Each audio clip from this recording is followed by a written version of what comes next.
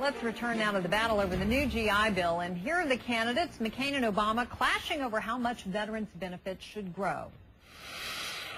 We should make sure that today's veterans get the same benefit that my grandfather got when he came back from World War II. It was a good investment not only for him, but it was a good investment for the country. It built our middle class.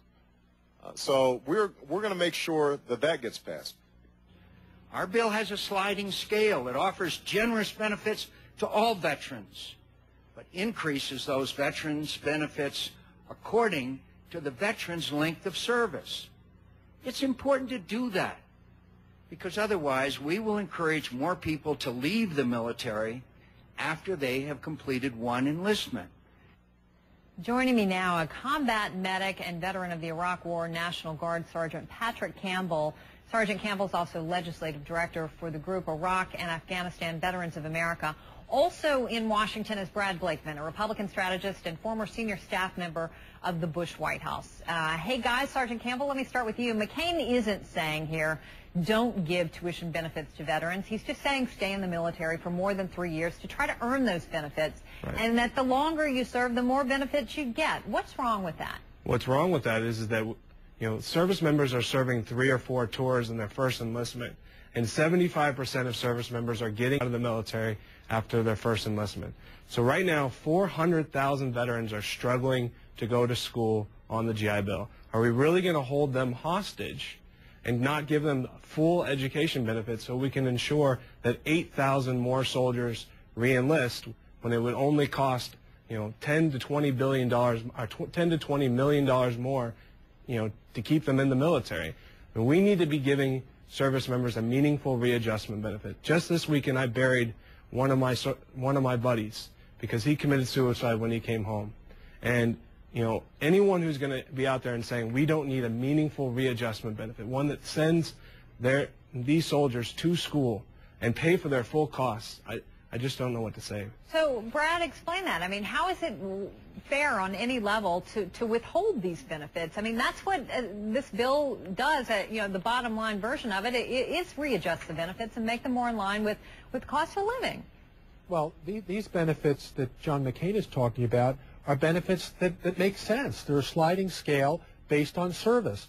What we're afraid of is that if these benefits are front-loaded, that after one tour, these guys are going to leave. What we need to do is convince them to stay. And let's remember, Campbell, that this is a volunteer army. It's a contract with America that they make when they serve.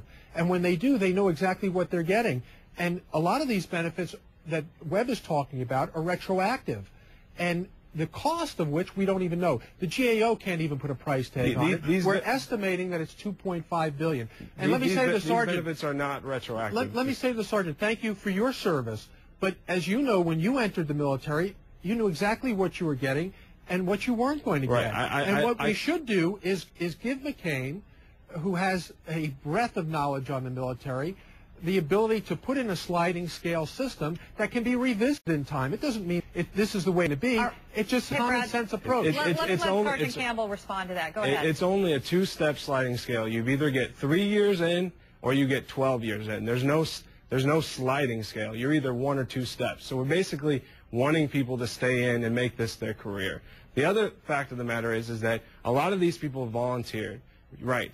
And to say that these people then don't deserve the same benefits that were given World War II veterans is completely disingenuous. These people serve their country honorably and then therefore deserve to be taken care of when they get home. When these guys get home, they're looking at, going back to the same jobs that they had before. What we need to do is what we did in World War II and Korea, invest in these soldiers, invest in these veterans, and they're going to be our leaders, 10, 20 years from now. Brad, Brad, let me ask you, because I get what the concern is. It's that, we're at war right now, and there's, as McCain has said, there's serious concern about troop levels. But there is one report that suggests this new GI Bill that the benefits would actually encourage more people to enlist in the military, and ultimately wouldn't that help boost troop levels? Isn't that what you're most worried about? If you believe the spin of the other side, that's a congressional budget. Right, it's the same. It's the same report you're quoting. It's a 16% increase in high quality recruits. But the GAO can't even tell how much it's going to cost.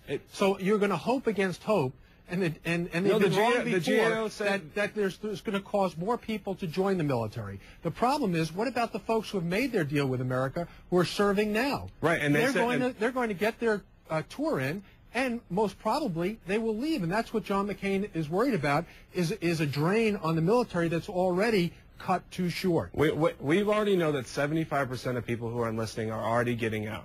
And the Department of Defense has said we're worried about 8,000 service members getting out of this new GI Bill. You know, we're going to sacrifice 400,000 veterans who are trying to go to school so we can keep 8,000 more veterans in. And they've also said that it would only cost them $30 million to increase pension bonuses to keep those same people. So we're talking about $30 million being the difference between a full tuition education readjustment benefit for every veteran. This is a money issue. Well, the tragedy of this, in summation, is this: that this has become a political hot potato in a presidential election year by a guy, Senator Webb, who seeks the vice presidency. All right, guys. And that's unfortunate. Well, I wish he were here to respond to that. But anyway, Sergeant Patrick Campbell and Brad Blakeman, appreciate your time, guys. Thanks a lot. Still ahead tonight, former White House press secretary